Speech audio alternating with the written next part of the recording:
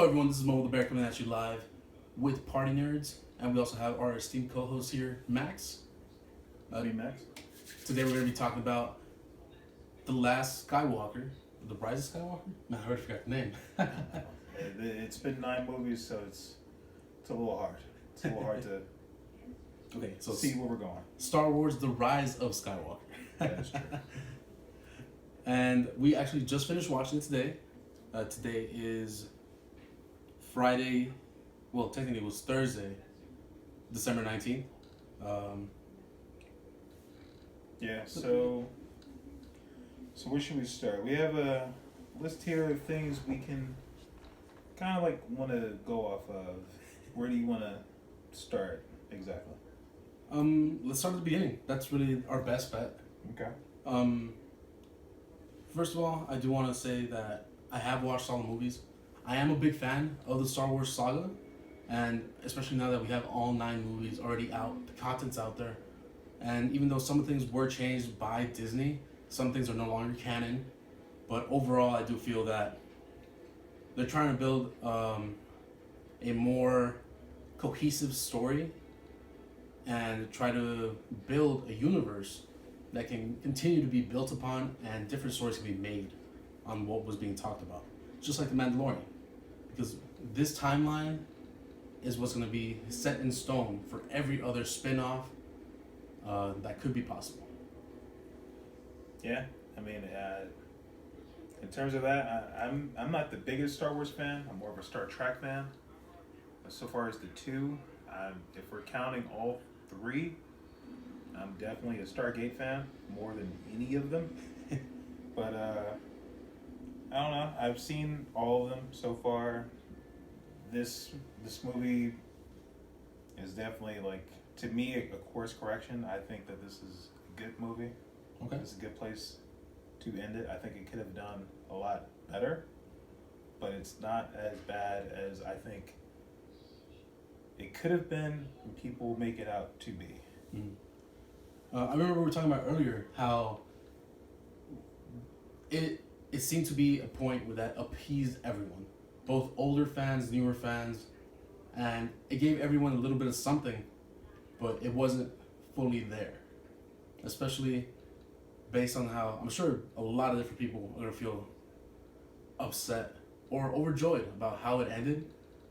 I really don't think that maybe 40% of the population is going to be happy with what came out. But there's people who just have gripes about anything.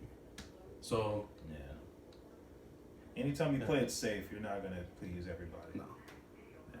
So that's just how it is. Yeah. But sometimes taking risks can be a huge benefit or the downfall of a company. So Disney has too much money into this IP to just let it go to waste, you know? Because with one more bad movie, I think people would really have turned away from the whole Star Wars series. Yeah, there's not that many Baby Yodas out there. Exactly.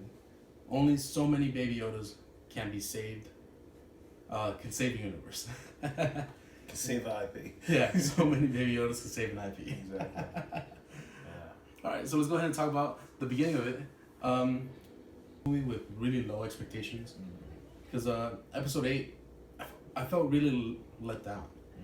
So I didn't want to go in hyped. I didn't want to go into this movie expecting the end all be all because I knew it wasn't going to be that. I know there's going to be more in the future. I know there's going to be either a remake or something about that nature. But we're going to be touching about that at the end.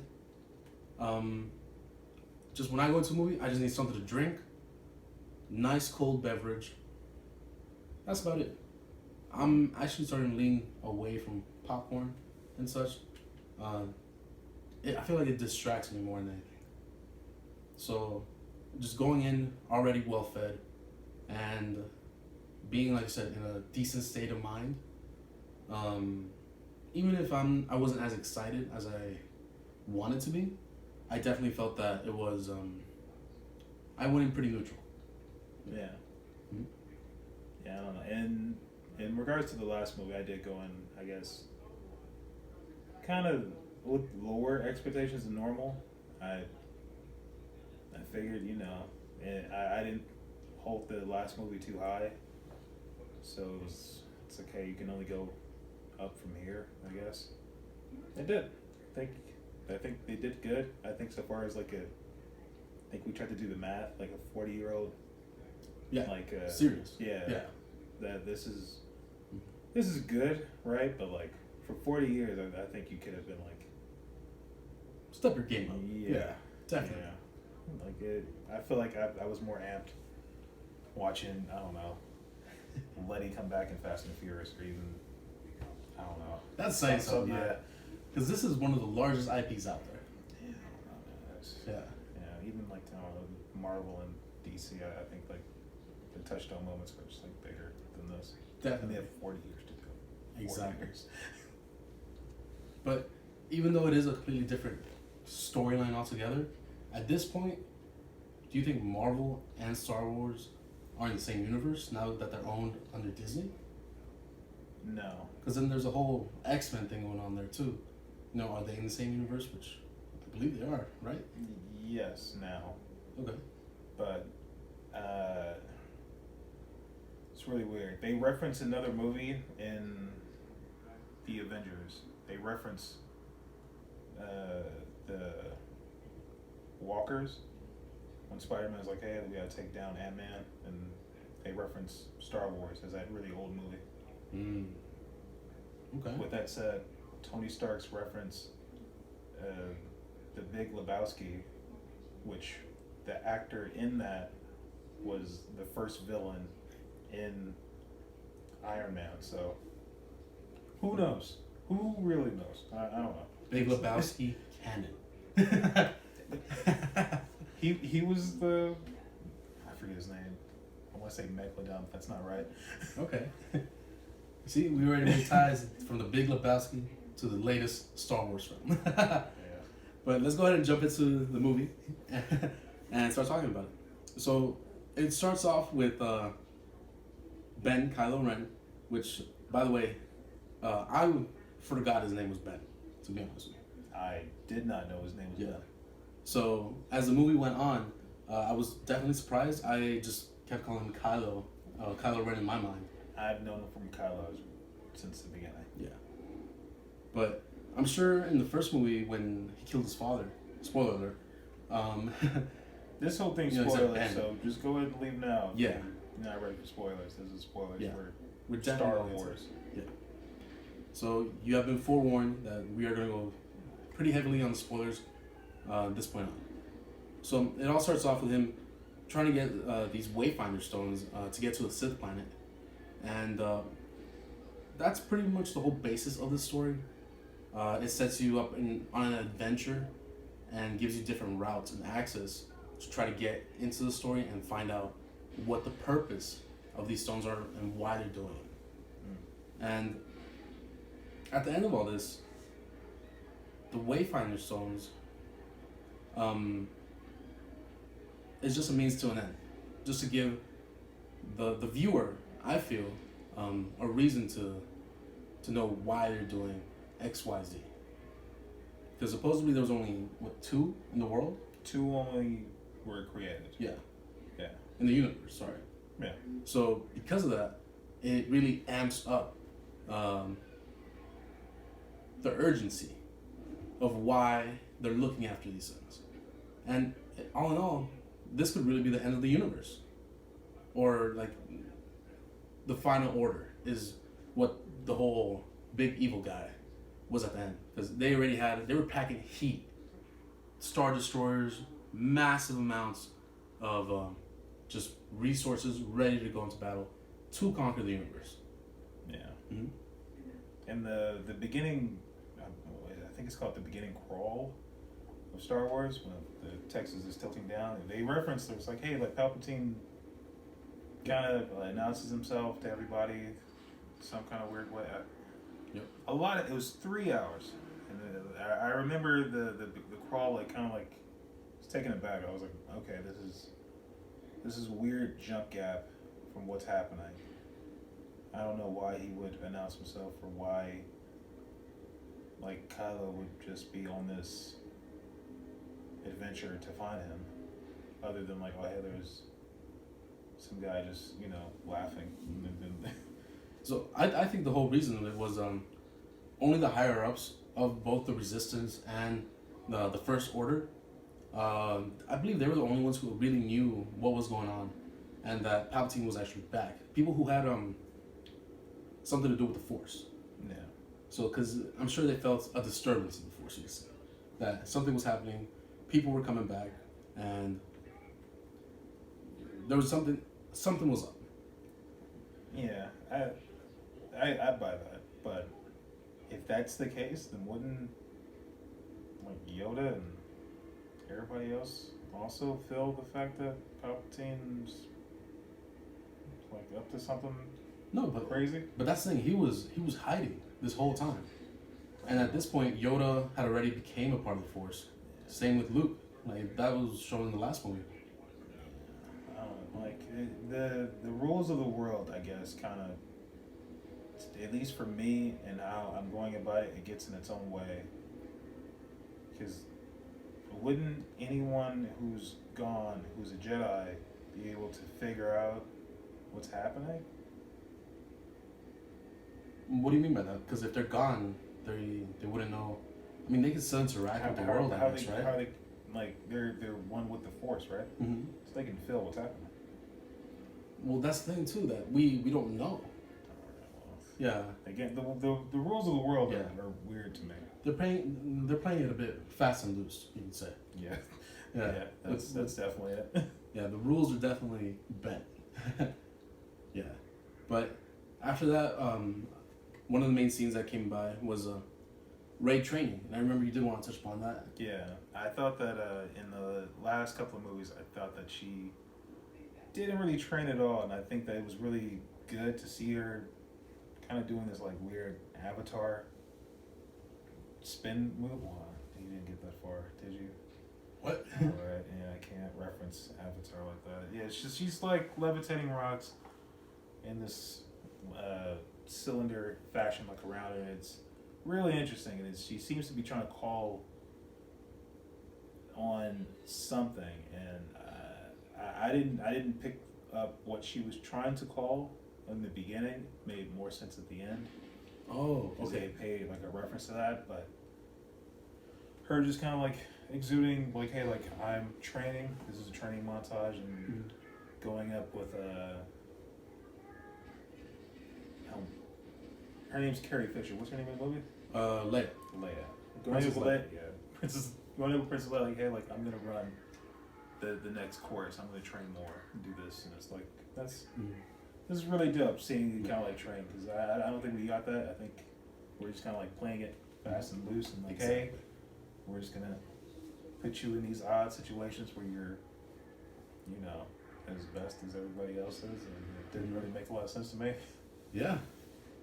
She felt overpowered. In the other movies, I felt where just her natural talent was overshadowing the fact that she had no training prior to this, and she really didn't even know much about the Force. But one of my questions about this section of the movie was, she's had multiple masters throughout this trilogy, and why wasn't she being trained since the beginning with Princess Leia? You know, why did she have to go to Luke if all this could have been found with Carrie? Is because Princess Leia just didn't have the guidance that Luke could have given her? Was because she didn't have the sacred texts? All in all this was burned. All that was lost in the last movie. Why did she have to go to Luke? Is it just to push the plot forward? What was really the reason behind that? I don't think they had enough time to train her at the beginning. I think it was we need to stop the new Death Star, and in the midst of doing that, they figure out that they can find Luke. So then she goes to find Luke, and then somewhere in the middle of that, the eye alien gave her the lightsaber, and that's kind of like how that went. Okay. Well, from there, I really feel that it just showed her development throughout the movies, you know? From being overpowered and then being reduced, and now in this movie when she was brought back, she made so much sense to me in this movie. Yeah. Just power set wise. Yeah, it felt like there was a shift in the balance of what people were able to do and weren't able to do, especially with Ben Kylo Ren. Before, I thought he was supposed to be the epitome or the most trained apprentice, or at this point, I would consider him a master Jedi or a master Sith Lord, just waiting to reach that final boundary. Yeah. Yeah. Mm-hmm. I thought that was definitely the case. I think that it was kind of weird for me because I thought that his style towards the beginning, when we first saw him, was like more. It's like a brute, like a savage animal. Mm-hmm. He was just merciless. Even like this fight with Rey, he like just kept beating his wound. It was like surreal. It's like horrific. And I was like, all right, like, and for him just to go like going from this like sort of like cat and mouse game now on that like water catway, if you will, where he's just kind of like, I'm playing with you. Yeah. But like, just join me so I can stop playing with you. Yeah. but at this time, I felt she really held up her own, and she was going toe to toe with him throughout the whole movie because there wasn't just one fight scene. Yeah. They had multiple scenes where they clashed, and it felt genuine that they were actually having a battle. That all this training of all these years all came down to these few moments. And these few character development moments, I felt, really changed my view of the character as a whole. Because one of the ones I thought really impacted me was when they were in the desert scene. So one of the trailers, when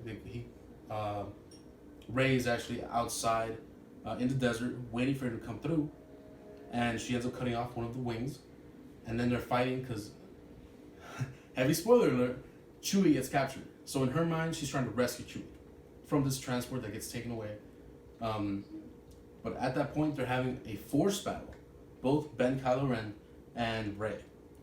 And at that point, you can see both of them are struggling to go ahead and take possession of this transport ship. And in the end, Rey fails to actually save one of her friends, and she sees in her mind Chewie get destroyed because at some point she isn't able to control herself, control her own powers, and she's like zap, lets out one of those Sith Lord thunders, completely destroys this transport, and she's destroyed, completely distraught. And in her mind, that's it. Chewie's gone. Everyone that was on that ship definitely died. And that's one of the parts where I felt plot armor took a lot to plot armor played a big role in it because there wasn't much build up to this, and I felt that they could have done a bigger reveal that Chewie was alive. Because about 5 minutes later, they're like, "Oh no, he's still alive. Don't worry about it, guys." Yeah. So how'd you feel about that? I wouldn't say it makes sense to tell everyone that he's alive, but for her to sense him at that nighttime planet, I don't know what you call it. Oh yeah, I misheard it. I'm pretty sure it was like the Kojima planet, but I think I know Kojima. Yeah, but it was the one where they actually redid. They were trying to find out C-3PO's memories. Yeah. And that's where we met one of the best characters I've seen so far. Next to Baby Yoda, it was Baba Yaga. What was it? I don't know his name. It's a little humanoid. It was adorable. Yeah, a little humanoid hacker. And he speaks his own language, like Baba Yaga. It was really, really cool. I like that character a lot. He came in clutch. Yeah. Yeah. And because of him, they were able to find out and push the plot forward. But going back to the plot armor, that scene where Rey ends up destroying the ship that Kylo Ren was in, anyone else would have died. There was a huge explosion, but plot armor, I get it, That's where they also found out the location for the second Waystone, which, as I said before, was the whole reason of this movie, trying to get to this planet, to get to the big final fight, trying to defend the universe. Yeah. Mm-hmm. It's interesting. I mean, I get why they did it, and the whole movie kind of has this pace of like, hey, we need to do this to get here, do this to get here, and it was like, it seemed like the whole movie was like on a track that you can clearly tell, and it was like, all right, well, we're just getting along. Like, Chewie had to be captured and tricked into you thinking you died, to have their emotional response, to put doubt in her mind, to get her to kind of like question herself, and it was everything just seemed kind of just laid out very plainly to me. There wasn't much mystery to what was going to happen next. Yeah, you kind of knew everything. We're like, okay, well, we're okay, yeah, that this might happen next. It happens next. Okay. Yep. And going on that, I felt that C-3PO was a huge comic relief right from the get-go, because you could feel that he was always a little bit awkward and left out, and he just wanted to be included. Yeah. And that part where he told R2-D2 like, "Oh, you're my best friend," I really felt something. I felt feelings on that moment, because droids you'd think wouldn't have these feelings, but you could tell that these older droids, older models, definitely have developed and brought something that they know and understand. Just like Dio, which is a new droid that was actually introduced in this movie, he had a PTSD, you could say, because when someone would try to go touch him, he'd be like, "No, thank you, I'm good." You know? Adorable. Yeah, it was really cool. A little cone-shaped droid with one giant wheel. Yeah. And she was like, "Oh, hey, someone's hurt you," or something like that. Yeah. And that's when C-3PO can be like, "Oh yeah, this little droid has been mistreated." Yeah. And I don't know if you noticed, on that planet, they actually had a section of stairs where it was regular stairs, and on the side, they had a little ramp for droids. And I thought that little touch of detail, which I saw throughout the whole movie, in the background, the foreground, many parts, there was a lot of detail. I think I know what you're talking about. I think that was just like carpet. I think so, but it was still a little ramp. It made total sense. Yeah. Why, like, how they got the steps, and I did think that was like weird that the main characters didn't even like look back of like, hey, we're running up steps. Maybe how are they coming? Exactly. But it was like, hey, we gotta go. Yeah. You're either gonna get left behind or not. Yeah. Just like C-3PO was like, "Don't worry, guys, I'm here." I know that the weird comedic like bits that they were throwing out to me hit sadly every time with me. When he's like, "I noticed you didn't call for me, but I'm okay." I was like, "Yeah, okay." That's right before they found the dagger. Yeah. That was like, good. All the little funny bits like really hit hard for me. And I remember you were saying one of your favorite parts was when they brought up, Poe was a, what was it? Poe's jokes hit a little bit harder to me. And my favorite like little comedy bit when he was like, "Oh yeah, I'm a spice runner." There you go. Whatever. Yeah. Which I guess is like a version for like Dune, which is weird, I guess. But he's like, "Yeah, I'm a spice runner." He's like, "Spice runner?" He's like, "You were a stormtrooper." Exactly. And Ray comes in like, "Oh, you're a spice runner?" He's like, "You were a scavenger. We can do this all day." Like, don't. We all have a past here. Yeah. And that's exactly brings us to our next point, where everyone does have a past, and everyone is fighting for the same reason. Yeah. To try to stop the Sith. You know, they're trying to stop a tyrannical empire of being in power. Because, you know, if they were to gain complete control again, there wouldn't be an empire that could resist them at that point. I mean, Yeah. they did it once, and they're doing it again now. What would be the next resistance? When they're actually going towards the root and taking away the children, trying to brainwash them and change their minds so that people, since a young age, are a part of the final order, you know? And that's one thing that they brought up too, like, oh, all their children are gone. We haven't had any children for a while. Because they keep taking. Exactly. Yeah. But think about it now, for example. All these kids born with technology in their hands, you know? It really does change your whole perspective. Because they have a whole different criteria of what can be found, what can be made, what can be learned.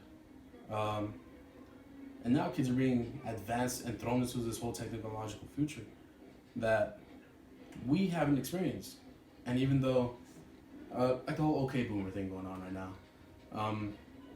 we were in their shoes at one point too. We had something they didn't have in their youth. And I get that, you know? But that's the whole point of humans, wouldn't you think? That you would want something better for the next generation. Yeah, I think everybody wants what they went through to happen to everybody. Yeah, but it's not good. This is never going to be like that. I don't think it's ever going to be like that. No. Because there's always going to be something better, or there's going to be more knowledge. You know? Yeah, I guess it's just a perspective thing. Yeah, definitely. People are like, I've had the most fun in my life ever playing outside. And the next generation is like, I've had the most fun ever in front of an Xbox. Or, Yep. and Just talking shit with your friends. you don't know what you don't know, Yeah. but you know what you know, so you know, like, oh hey, you should be playing Xbox or you should be outside. Exactly. Yeah. But it's these moments where I think The Office said it the best. You don't know when the golden ages are until they're gone. And these golden ages can really, man, set and develop your whole life. So I really felt that was a talking point. What else can I bring up? Alright, so we talked about the comic relief, Dagger. So how did you feel about the whole Princess Leia? You know, because at this point, everyone knows that Carrie Fisher has passed away. But throughout the movie, you could really tell that there was something weird going on there. And I remember you talking to me about different assets. Do you mind talking about that? Well, yeah, it's they had to. She passed away in the midst of the filming.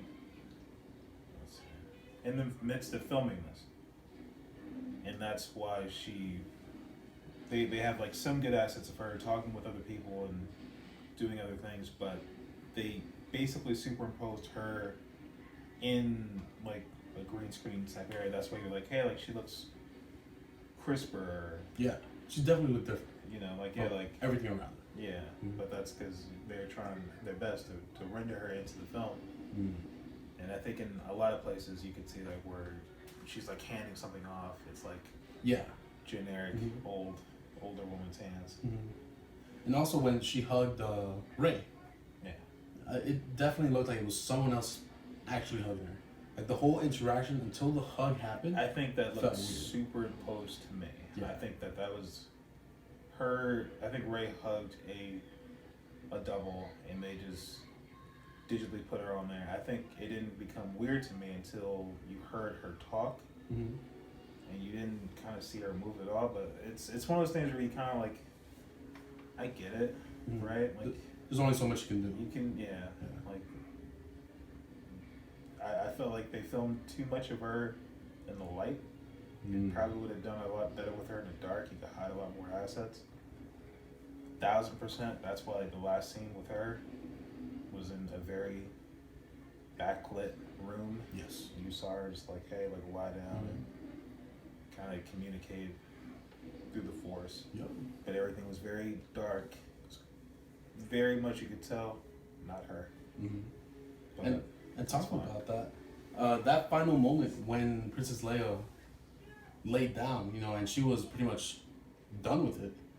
I felt that was a big transition and change of heart for Kylo Ren, Kylo Ren. I really did feel that at that point. It's the whole reason why Rey was able to even get a good clean hit off onto Kylo Ren, simply because at that point when he felt, oh, my mother's gone, yeah. and at the end of that, she understood why she was able to get that good hit in, you know. And not to argue back too hard on all this, but I think the entire conflicts that Rey and Ben had, I think, were completely one-sided to me in this. How so? I think Ben had it every time. I Oh, think okay. every time they had a mental fight, Mm-hmm. I think Ben was like I'm playing with you. I'm just this is whatever. Okay. Even like the last like encounter where on the bridge, where she does this giant backflip. Oh, when the waves are coming in. Yeah. Yeah. Okay. And he doesn't. He just walks over like, all right, like Through the water. yeah, Yeah. Like I'm just Yeah. This is whatever crazy. to me. Yeah. Because she completely avoids it. She's only wet with the rain Yeah. and like the small mist. But he just walks through it badass. He's not. He doesn't seem phased by her, Mhm. and that's it. Need like something traumatic needed to happen for her to be like to get this kind of like win on him. And she ends up healing him anyways. Yeah. Plot armor, right? But I really did like how there was a big throwback to the Death Star. Because that whole fight scene and the whole reason they were on that planet was because they were, that they were with the dagger trying to locate the other Wayfinder stone. Yeah. And because of that, I just really enjoyed that they even brought back the Death Star. Because that's been a whole big talking point throughout the whole entire saga. Yeah. And at that point, at one of those scenes when she finds the stone before this whole fight, and she sees herself with the double nunchuck lightsaber, why was that scene in there? I didn't really understand that. I understood it was maybe a representation of her evil self, but that was a split second. You know, there wasn't much reason for that to even be there. I think that's one of the things that maybe Bob Iger was like, hey, the trailer for this needs to be interesting. Give her a weird lightsaber, make her evil. And they did. Yeah. It was crazy. And, you know, the folks over there, J.J. Abrams, was like, all right, well, you're going to get seconds of this. Bob Iger. And he's like, fine, whatever they could use in the trailer. That's literally all it was for. That scene was for the trailer. Yeah. And I understand. You gotta hype it up in one way or another, because I was waiting for that moment for a good part of the movie. And I thought, especially the second time when he was like, oh, give me your hand, even though it was past this point. When she jumped off the spit. This was when they were still on the Kojima, the Kojima planet. And she was up in his quarters and she jumped off. I thought she was going to take his hand. I thought she was going to join him and somehow transition the Sith power to a Jedi power. And then she wouldn't be a true Jedi or a true Sith. She would be more of a gray Jedi, you could say, with a different alignment in her chart. Yeah, I think that's what Kylo wanted, if I'm honest. I think, he said it. He was like, hey, I'm going to kill everybody on my team. You kill everybody on your team, and we'll just go forward. Yeah. Well, he always wanted to do it together. Yeah. He's like, hey, but me and you are going to be cool. Yeah. But we have to kill everybody. Yeah. I've got the weird old guy. Snook. Yeah. I've got him. I've got all that. Yeah. You get the rest of them. You just kill out everybody over there on your side. Yep. You kill my mom and everybody over there. We'll team up. Why would he want to kill his mom? Why not just wait for time to kill his mom, if I'm being honest with you? Because at that point, you just really don't really know. And, But, I mean, at this point, I do want to talk about, since we brought up alignment, how do you feel that Ben Kylo Ren has developed throughout this whole saga?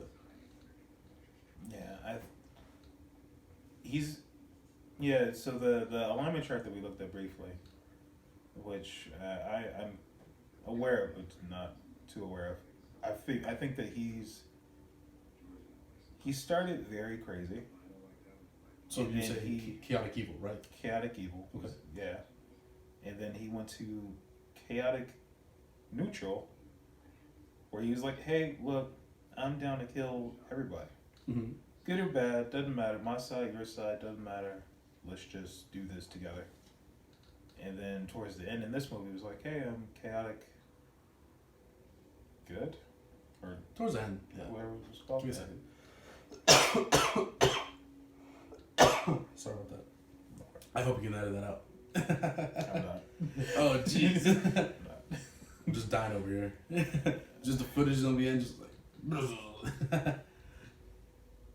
Okay. Birds, man. Got that bird foot. I'm sorry. But how do you feel about his alignment? His character arc, however you want to call it? well, I felt that the main part. Oh, bringing back to that scene when they're fighting on the Death Star outside of the planet. Once they both feel that Princess Leia has died, you can tell that when Rey took his ship and dipped, leaving everyone behind, by the way, like her whole squad, Poe, Finn, and the new stormtroopers they met up with, which became relevant later on with their horses, you know, the weird ram horses going on. That was very hot. Excuse me. What? Stop to get some water, bud? I've been drinking water the whole time. But I felt that whole point when he actually ended up talking back with Han Solo, his father, I thought that was a big deal. Because I remember him saying that he did not want to be in any more of the movies. But yet they roped him in for like another, like, we need 10 minutes of your time. You know? So, what weirded me about this was like, alright, when I first saw him, I'm like, okay, you're a Force Ghost. But then we saw Luke Skywalker, and he's clearly blue like your traditional Force Ghost. So, he was just a figment of his imagination? No, that was a vision. Because he clearly said, oh, you're just a vision. You know? So this brings in the whole thing that is this whole Jedi Sith just a weird cult on something? Seeing things and following ghosts. Yeah, you know? The world's logic in this is very weird. Yeah. Fast and loose. Yeah. You know? Why isn't he blue? Or why isn't he at least shimmering? If he was blue, it would have made sense, I guess, in some bit of way to me. Like, okay, well, he's in some kind of way. I'm gonna randomly guess his name is Finn, the black guy. Yeah, Finn. Yeah. Finn somehow is like, hey, I'm sensing stuff. Yeah. How? He's in touch with it somehow. You held a lightsaber. I don't understand what happened. Yeah, I don't really understand why he even felt anything. Yeah. Because at that one point, he's like, oh, that's the ship. That's the one we have to go after. Yeah. That's the one we have to land on, you know? Just looked at it. Yeah, and didn't really make sense, but Yeah. I think that might be explained further on. Maybe when there's a director's cut. I think he's publicly said like he's not too hot on doing more of these. What do you mean? Like he's not looking forward to like more. More Star Wars? Yeah. Finn. The black guy. Oh wow, no, I thought he was just gonna talk about like a director's cut and why he was able to like sense that. Maybe that. We have an explanation at least of why it's happening. But during that one scene when he did see his father, I felt that was the main transition, where he was no longer Kylo Ren, and when he turned back into Ben Skywalker. Yeah, I'm happy you keep saying that because that really did throw me for a loop when he was like, "Yeah, Ben." I was like, "Who's Ben? Your name's Ben." Yeah. Kylo Ren this entire time. Yeah. Well, that's how he was hyped up, and everyone, even on his merchandise, is Kylo Ren. Yeah. It's not Ben. Yeah. But his name, he is a Skywalker. You know. Yeah. Through and through. It's Ben Skywalker. Yeah, Ben Skywalker, or you can call him Ben Solo. Ben Solo Skywalker. But and their family names mean so much in this movie, and in the same breath, it doesn't. Yeah, because it all ties in with that little alien chick, I guess, asking her, "Oh, what's your family name?" Yeah, you know. I was confused about that also. Yeah, just foreshadowing, but it all ties in at the end, which we'll get to. But after that moment, I really did feel that they went back and they talked about Snoke not being real. And this was one of the first things that were shown when Ben Kylo Ren went into the Sith planet. Yeah. And you could see it wasn't really an incubator, but let's say, how would you say so Frieza, when he's in that tub and he's full of water, you know what I'm talking about, right? Yeah. And he has that little mask on. Yeah. They had multiple Snooks in similar chambers of that. Yeah. Why? What was that whole thing going on? And that's when Palpatine explained, because Palpatine's the whole reason this whole thing's been going on.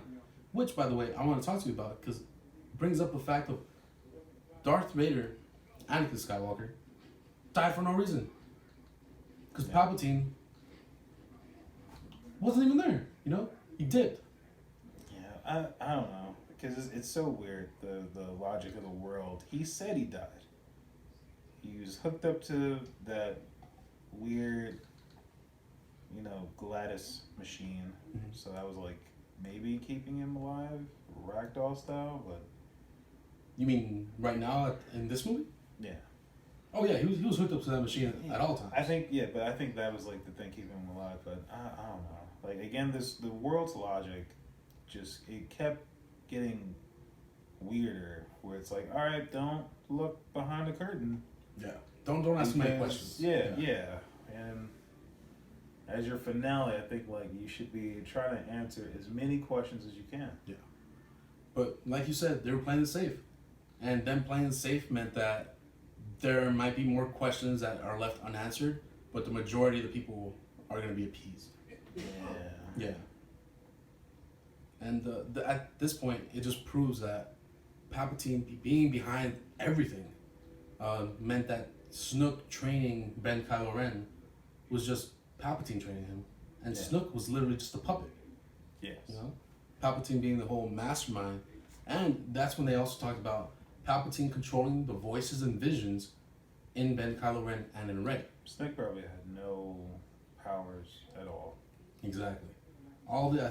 I think he was just a not a segue. Oh man, I forget his voice. A catalyst to the power of Palpatine. Yeah.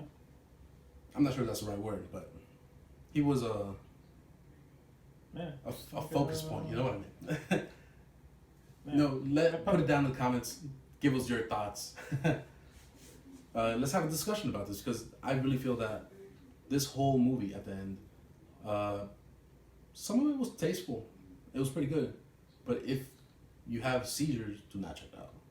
If you're, sensitive to that. I mean, it got close for me where I was like, I've never had a seizure. I've seen, the Polygon Pokemon episode, and I was fine. This, like, it really kind of like made me worry. Where I was like, I think something's gonna happen to me if this keeps up too long. But it was blue and white, just flickering on and off, right? For a while. Yeah, easily like 5 minutes. It was too long. Of just like random lights. Even like if you were in Palpatine was just talking, it was like flashing lights for it. Just let's get some ambient lighting.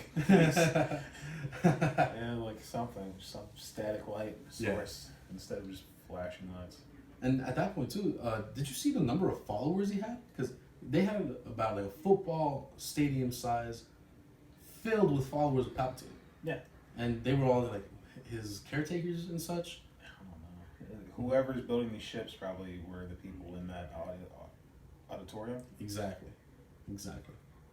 And I thought it was crazy how throughout the whole movie, they were talking about how Rey had this healing ability where she transferred her own life force.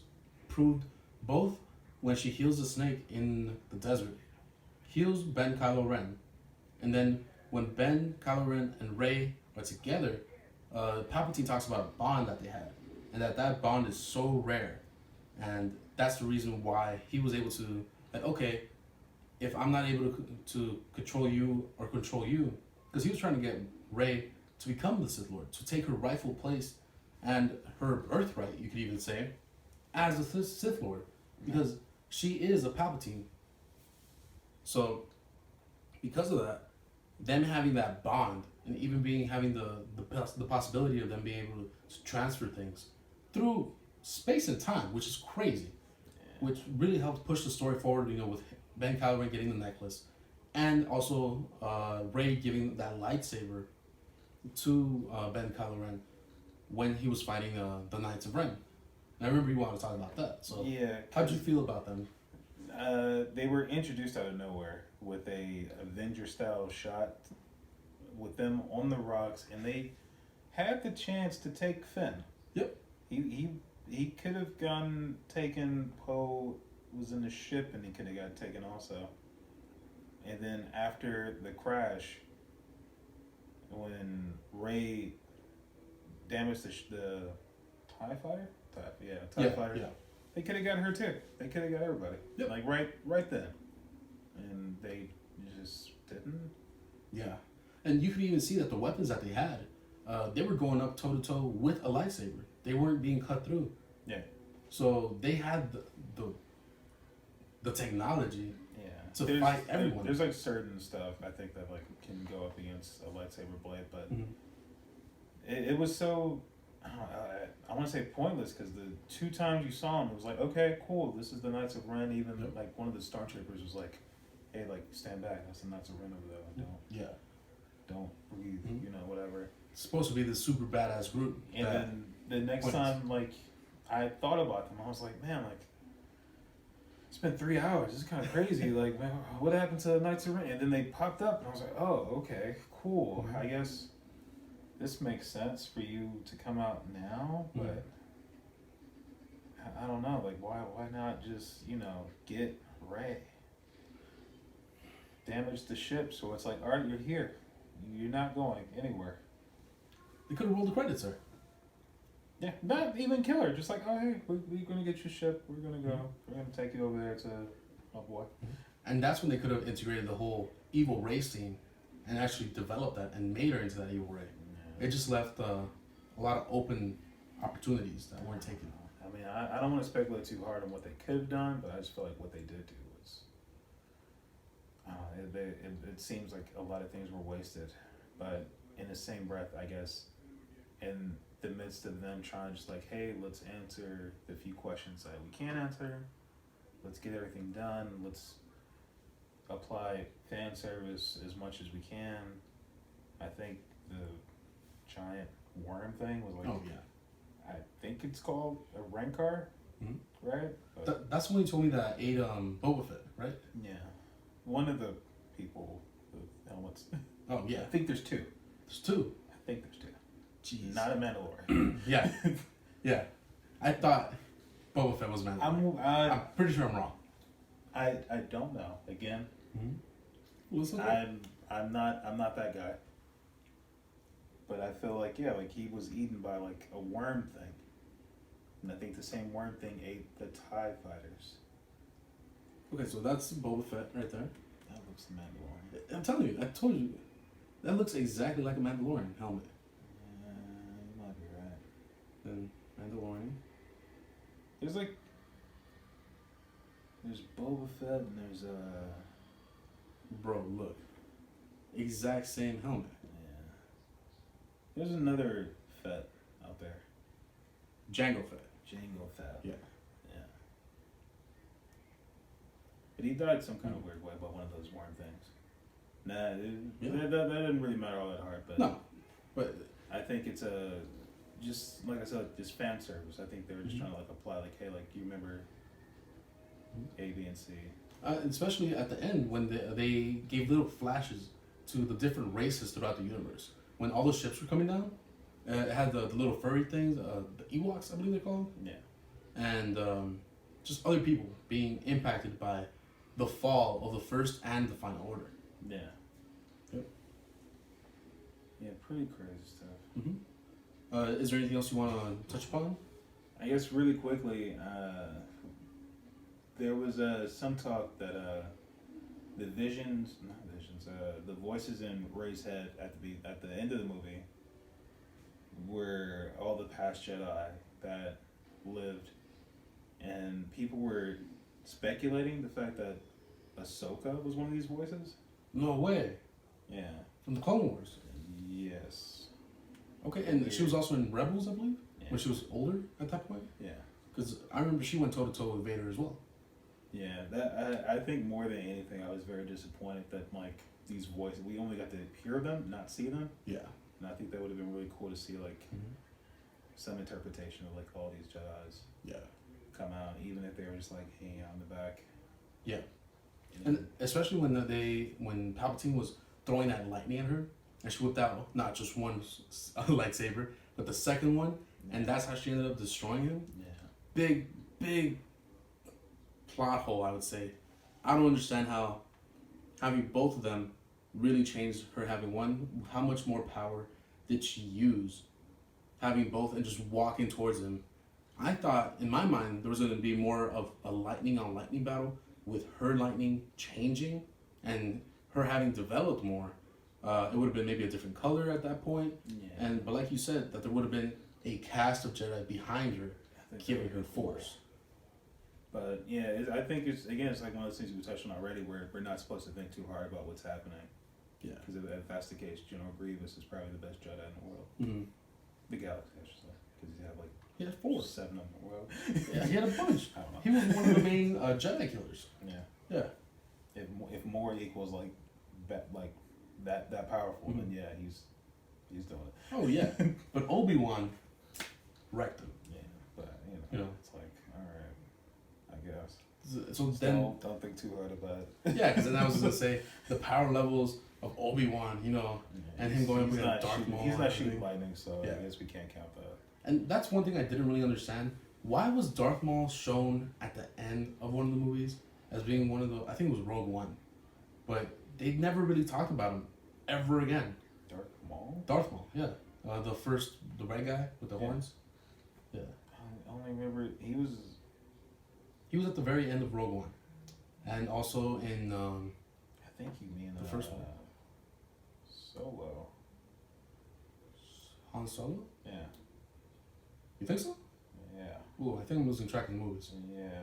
Yeah. He was in the Solo because it was like, oh hey, hang out with me, Space Lady, and she was like, no, I gotta go. You don't understand the forces at work, and then she, Sorry. hey master, what's up? And it's homeboy. Right. At the So end. I thought one of those was Snook. That was the red guy in Oh. Solo. Okay. You like this movie? Yeah, I like so. Yeah, I'm confused. I didn't. There's a lot of movies like I'm just they're all getting mashed into one. Cool, man. But I did want to talk about a really cool scene that I thought that also part of plot armor was when Palpatine came through and he just released, man, like after he was already rejuvenated by the Soul Force, I would say, or the Jedi Force of both Ben, Kylo Ren, and Rey. And once he was rejuvenated, he threw this massive amount of lightning up into the sky.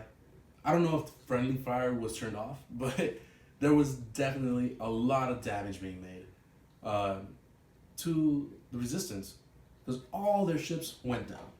And why wasn't there multiple crashes or multiple destructions? I would have loved to have seen an important character die during this point and them explain, oh, this happened.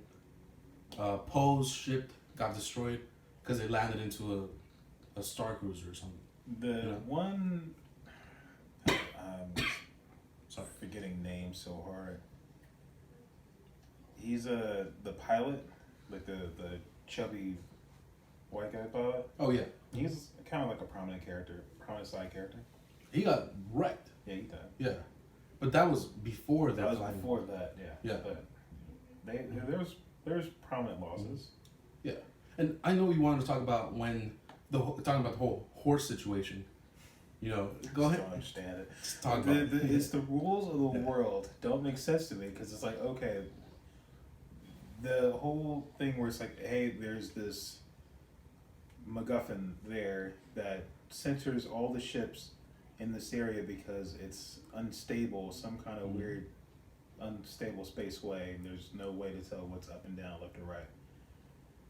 They get there, have to destroy that. They land on a ship. Okay, cool.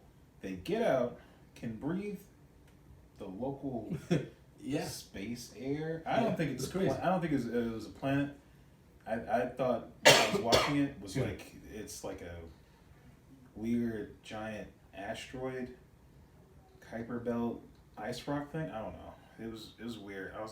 I didn't know what it was, but it was like, all right, this is odd, but like if ships can't stay straight for nothing without some kind of like system space, guidance. Google Maps, whatever. Yeah. It's like, how are these horses doing this? How can you walk around? How does gravity work? When he shot lightning in the air, how are things falling? Yep. A lot of that just didn't Sit well, man.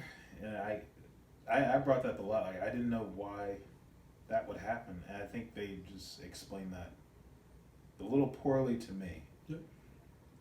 But I feel that falls under plot armor, to be honest with you. Yeah. Because at the end of all that, there was just bodies littering the top of this ship. And most of the resistance seemed like they got away. Unscathed, by the way. And, alright, they were able to destroy the command center and everything, but why didn't they just have both the ground antenna and the ship antenna firing up the same signal? Nah. Why did they wait until all the forces that were recruited from Chewie and Lando came and started messing them up? Because once they started hitting those star-destroying cannons, planet-destroying cannons, they were done for. They knew their weakness. Well, they knew that from the beginning. They just didn't have Yeah. the manpower to do it. Exactly. But how did they also get across that same miasma without the Wayfinder stones in such a big group of people? I mean, first of all, getting people in two different cars to the same place is hard enough as it is. I think that made a little bit more sense to me. But how would those ships be able to do anything in that area Exactly. without the Google Maps device? Exactly. And when they were ready to go, why didn't they just dip? Because even if they would, I wouldn't say jump into hyperspace, but if they would have at least changed and reorganized themselves, I feel that the Resistance did not have enough people to go up against that many ships. Because each ship was letting out TIE fighters left and right. Dozens of them. That's what they do, right? They house TIE fighters. Yeah, they're like carrier ships, you know? Yeah. But they also have like these huge guns, you know? Yeah. But all these TIE fighters, seeing that fleet of ships easily could have overcame the Resistance and what Chewie and Lando brought. They brought a good squad to come back them up. But overall, I didn't feel that it was enough. It seemed like a lot, but it didn't feel like enough. According to Poe, they were disabled for a minute. So when they got slaughtered, and then till Lando and Chewie came in with reinforcements, till the lightning, it was a minute. Oh, okay. So that's when they had the windows to start destroying everything. Yeah. Okay. That makes a lot more sense. Thank you for explaining that. Yeah, but he made it seem like it was one literal minute. Yeah. It was way longer than that. Yeah, which, again, I was like, okay, this is weird. Yeah. Definitely a lot longer than that. Yeah. But let's go ahead and wrap this up. Yeah. What do you think about is going to happen? Do you think there's going to be maybe a possible remake or future movies? What do you think is going to happen next? I think if they do anything regarding a remake, it would be episodes 1 through 3 in one movie, and kind of keeping that same cadence. So far as like 4 through 6 and 7 through 9. So do you think there will be just 3 new movies overall, but just cutting out all the fluff? Yeah, you can make a movie, pretty streamlined, where it's like, hey, we're just gonna cut everything out, and even if it's another 3-hour movie, I think every Star Wars person would be like, okay with that. Yeah, I think people just want more content overall. And if they come at it from like a different angle, where it kind of shows things happening the same but shown in like from a different perspective, I think that would draw more people in. Oh, definitely. For that to happen. I really like the idea of showing it from a different perspective. What perspective do you think that would be? Like, do you think it would be another Jedi or someone trying to do something behind the scenes, just like how in Resident Evil 4 or Resident Evil 6 or 5, where your actions are being influenced by what's happening around you, with either Mission Ada or in Resident Evil 6 and 5, where these other people, these other squads doing their mission is affecting your end goals, but you're not noticing it. I think it'd be interesting to get like Carrie Fisher's perspective through the beginning, to see like, hey, like she was apparently some type of Jedi. Yeah, you're right. And it's like, all right, like how did that happen, and why? Let's kind of expand on that a little bit.